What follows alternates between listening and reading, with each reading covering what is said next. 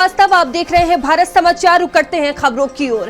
Hindenburg की report आने के बाद से ही आरोपों और प्रत्यारोपों का दौर शुरू हो गया है। एक तरफ हिंडनबर्ग की रिपोर्ट में अडानी ग्रुप का जिक्र था, जिसके बाद अडानी ग्रुप ने सभी आरोपों को निराधार बताया है। कहा है कि हिंडनबर्ग ने भारतीय कानूनों का उल्लंघन किया है, साथ ही इस रिपोर्ट को बेबुनियाद बताया है। बता दें कि हिंडनबर्ग ने सेबी चेयरमैन और उनके पति पर अडानी ग्रुप से जुड़ी ऑफिशियल कंपनियों में इन्वेस्टमेंट का आरोप लगाया है। लिखा है कि माधवी बुच के पति धवल बुच का 10 मिलियन अमेरिकन डॉलर का इन्वेस्टमेंट था। साथ ही एक ट्रेडिंग फर्म में भी सेबी चेयरमैन के 99% शेयर की बात कही है, जिसके बाद से ही मामला तूल पकड़ा हुआ है। रिपोर्ट में सेबी चेयरमैन पर ज्यादा बड़े खुलासे हुए। अब मामले में राजनीतिक पलटवार दिखाई दे रहा है। विपक्ष बीजेपी पर आरोप लगा रहा है, तो वहीं बीजेपी सभी आरोपों को खारिज कर रही है।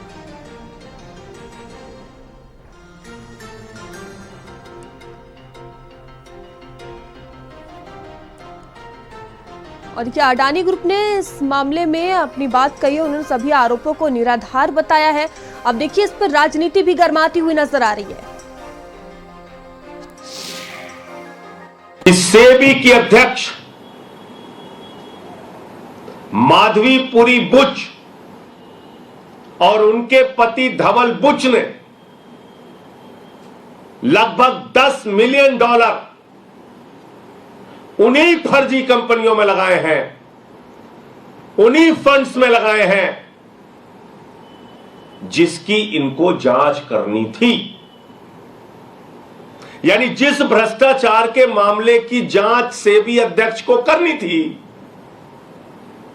वहीं पर इनका पैसा लगा हुआ है, वहीं पे इनका इन्वेस्टमेंट हुआ है लगभग 10 मिलियन डॉलर। कागज सबके सामने है, उसका जवाब दीजिए। क्या ये ऑफशोर कंपनीज में उनकी इन्वेस्टमेंट्स थी या नहीं थी? ये तो सबके सामने है ना, हाँ या ना का जवाब है। ये तो हम सेबी चीफ से भी कोई सवाल नहीं पूछ रहे, हम गौतम अडानी से भी कोई सवाल नहीं पूछ रहे, हम देश के प्रधानमंत्री से सवाल पूछ रहे हैं। क्या आपकी सरकार, जो कि बड़ी मुस्तैद मानती है अपने आप को, क्या उसको ये जानकारी थी या नहीं थी?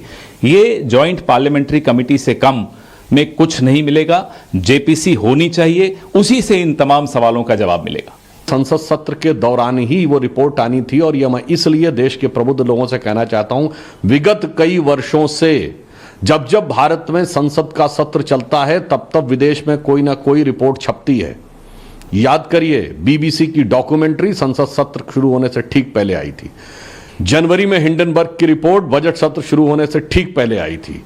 कभी रिलीजियस फ्रीडम की रिपोर्ट आती है, कभी किसानों को लेकर कमेंट आता है विदेश से, तो कभी ग्रेटा थनबर्ग का स्टेटमेंट। ये सारे सीक्वेंस जाके देख लीजिएगा, संसद सत्र के दौरान ही आते हैं। और आज बरबस विपक्ष ने जब संसद सत्र का विषय उठाया, तो ये और साफ हो गया कि इसका मतलब, ये संदेह बहुत गहरा हो जाता है कि सीमा पार से विपक्ष के कुछ ऐसे तार जुड़े हुए हैं कि भारत के हर संसद सत्र के दौरान एक अव्यवस्था का वातावरण उत्पन्न किया जाए। वहीं कानपुर में